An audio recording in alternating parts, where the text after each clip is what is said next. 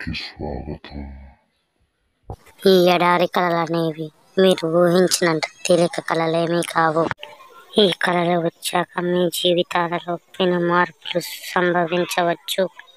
అవి మంచి కావచ్చు, చెడు కావచ్చు. అవేంటో ఇప్పుడు తెలుసుకుందాం రండి.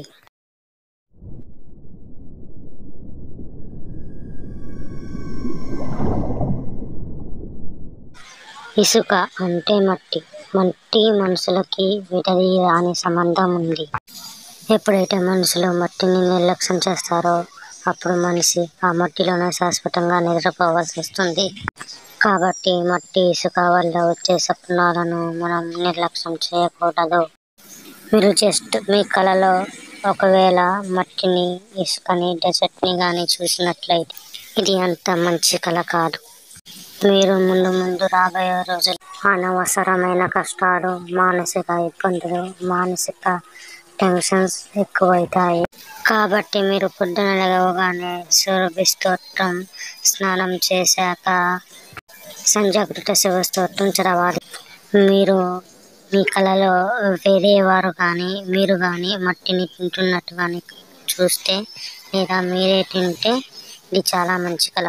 భవిష్యత్తులో మీరు అభివృద్ధిని చూస్తారు. మీరు ఒకవేళ చిన్నపిల్లలు ఇసుకలో ఆడుకుంటున్నట్టు కనుక కలగంటే ఇది చాలా మంచి కళ. దీనివల్ల మీ ఆధ్యాత్మికత మరియు సృజనాత్మకత చాలా బాగా పెరుగుతుంది. క్రియేటివ్నెస్ అనేది మీలో చాలా బాగుంటుంది. ఒకవేళ మీ కళలో మీరు ఎవరైనా మీ పైన కానీ ఇసుక కానీ చల్లుతున్నట్టు కానీ కలగంటే ఇది అంత మంచి కళ కాదు. మీరు ఈ కళ వల్ల మీరు మానసికంగా పీడింపబడతారు అని అర్థం. మీకు ఒకవేళ సంజాగృత శివ స్తోత్రం కానీ సురభి స్తోత్రం కానీ కావాలంటే నేను నా నెక్స్ట్ వీడియోలో చెప్పాను, చూడండి. Can anybody out there hear me?